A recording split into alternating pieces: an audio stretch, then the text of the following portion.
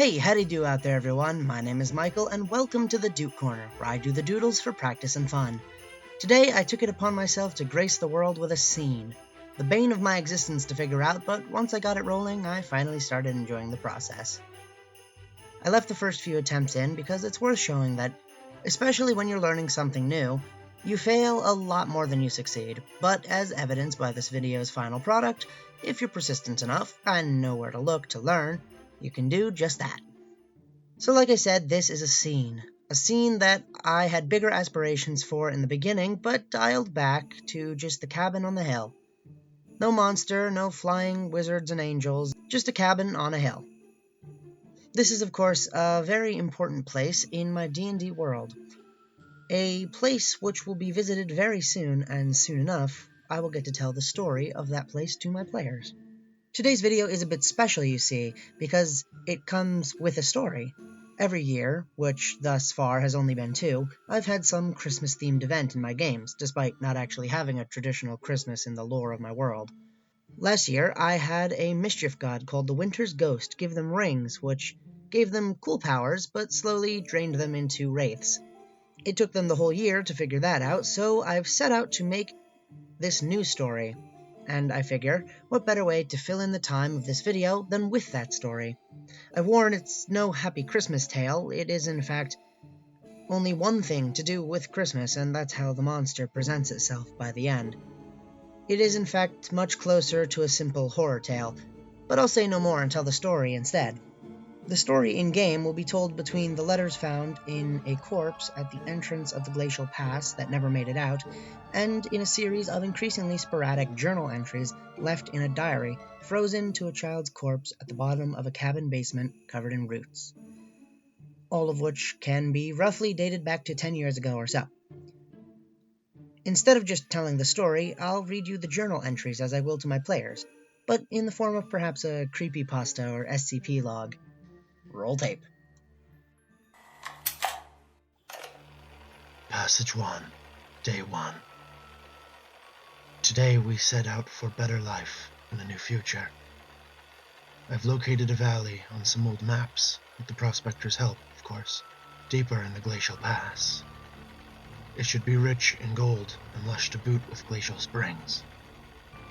I take my sweet Mary, James, Alice, and little Jackie, as well as our envoy, Bondrew, who's to deliver letters back and forth between us and the people of the towns down below. Passage 2, Day 4. With some delay, we arrive. Work on the cabin will begin shortly, as Bondrew sets up the sleuths with the children. I feel good about all of this, but I can't help the unease on the kids' faces. It's a shame they have no friends here to ease that for them, but they will when the others hear of how rich this place is, both in resources and fertile farmland. Passage 3, Day 11. We've already struck gold as summer rolls in. The land is proving better suited for farming than could have ever been expected. Bondrew is headed off to send help and supplies for winter, for setting up our new little hold. If all is well, we'll claim ownership of a town by next year, or at least a small village. The kids are having fun again, on another note, though they don't rest very well. Perhaps it's the mountain air. It keeps them too excited to sleep. Passage 4, Day 17. The cabin is getting close. Little Jackie needs it too. He's getting a right rotten cold. I've felt cold recently too, though not quite the same way. Just shivers. Perhaps it's Mary's distance as of late, or that howling echo from above. It really does send a chill down you for sure. It's felt real eerie around here since Bondrew left. I could use his company. Passage 5, Day 41. Bondrew should have been back by now.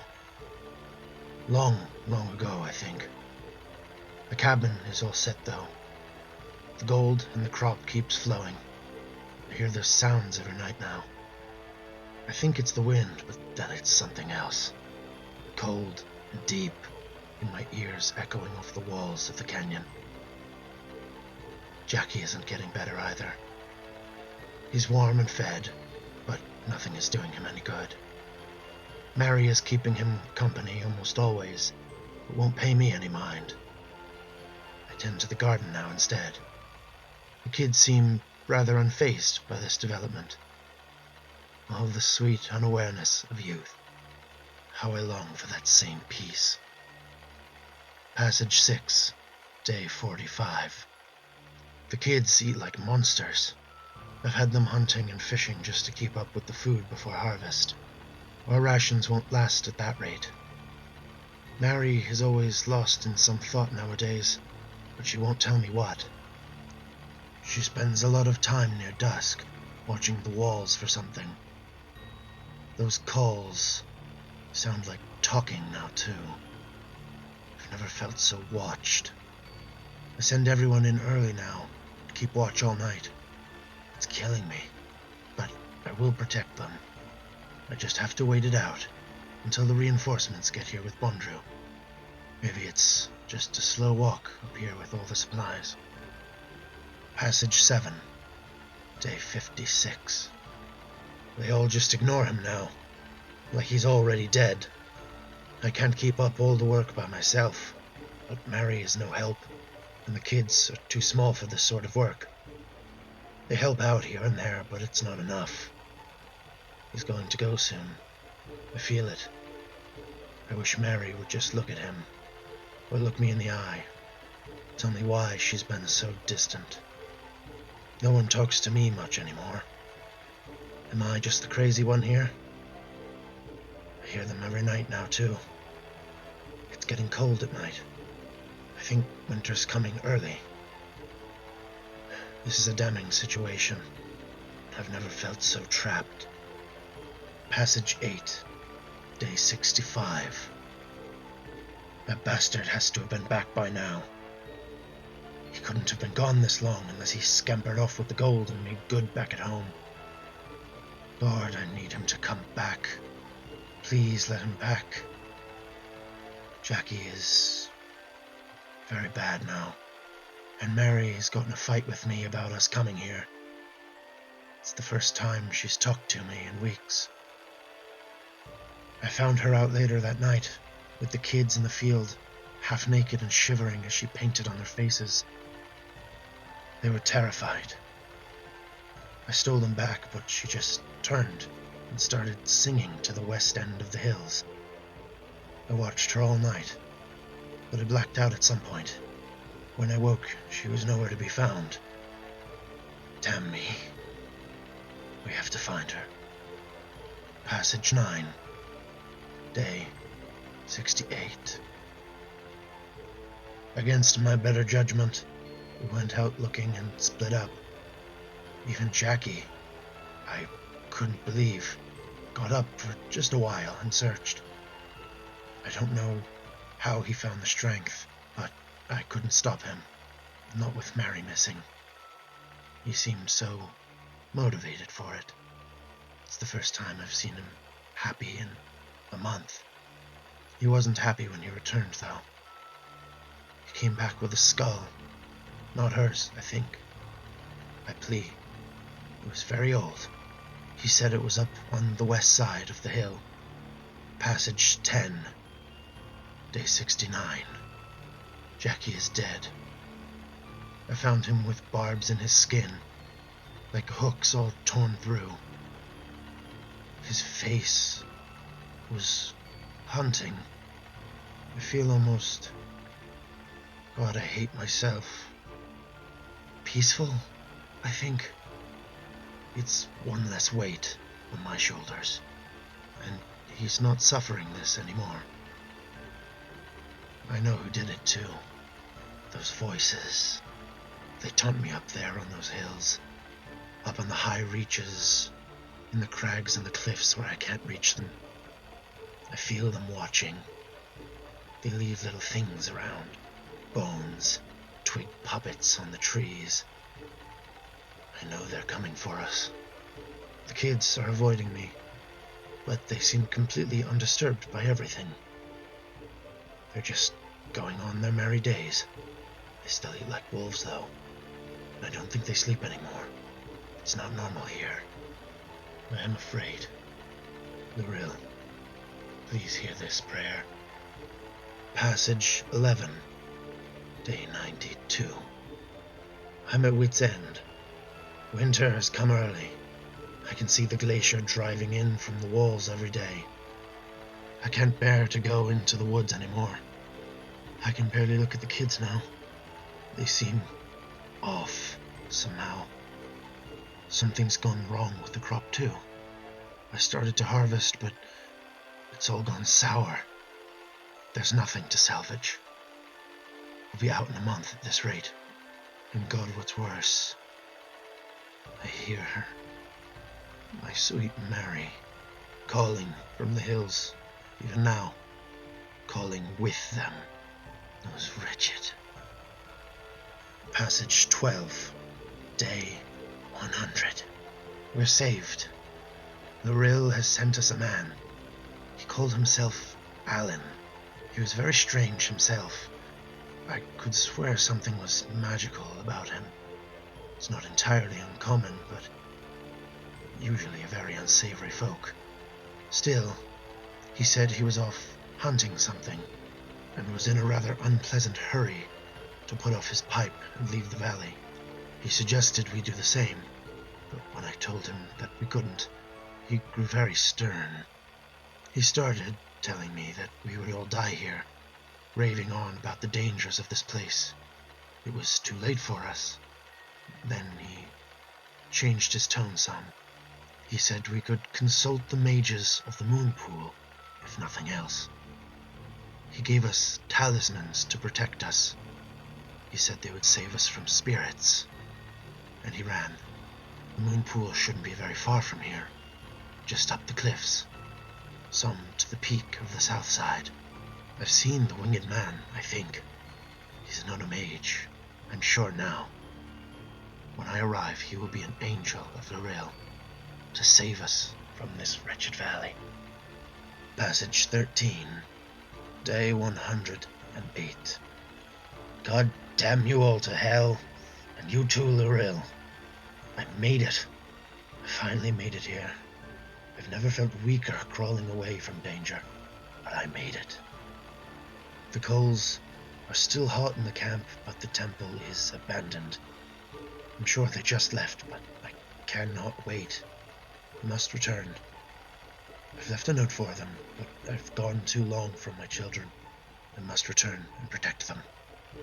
Passage 14, day 115.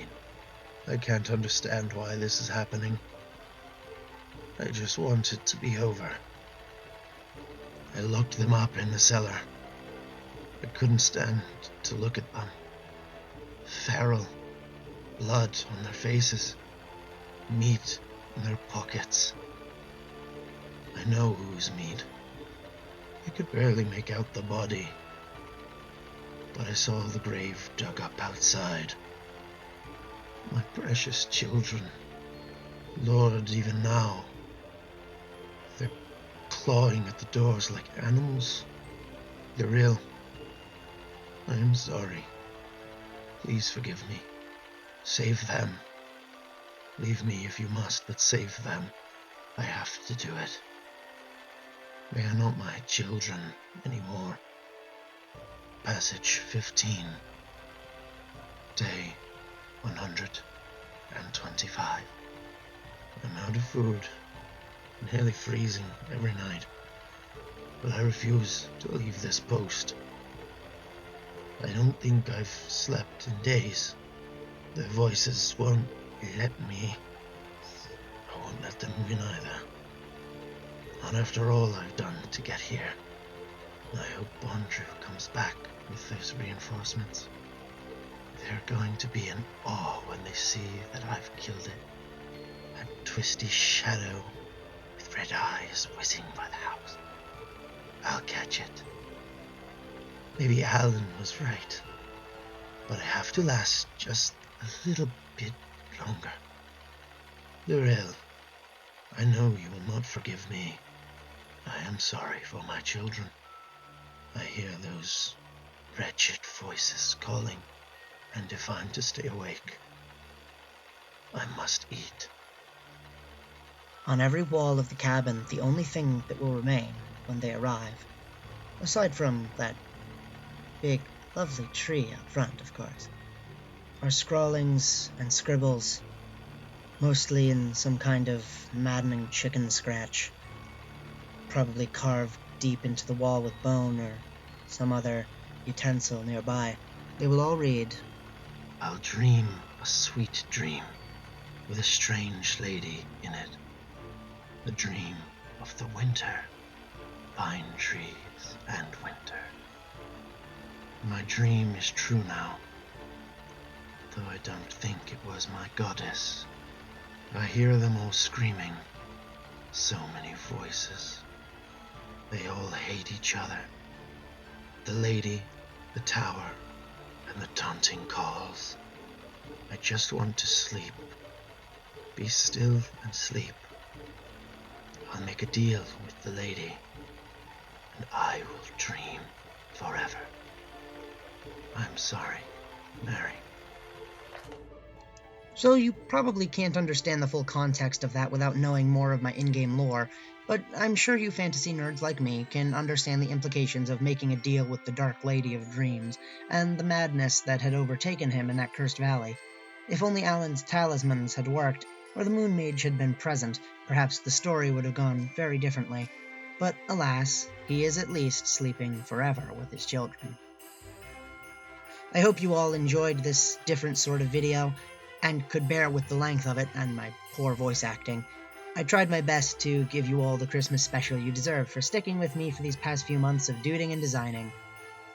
If you did enjoy, don't forget all that like and subscribe stuff, especially around this time of year, cause it's the time for channel growth for all, or at least I think it is, unless statistics lie. Thanks to everybody who's been watching this channel, whether you're brand new to it and this is your first episode, or you've been with me since the beginning. I really do appreciate you all taking the time to watch this content. It means a lot to me and to the channel for its success. Thanks also for sticking to the end of this video here with me. Have a very Merry Christmas today, and everybody, farewell.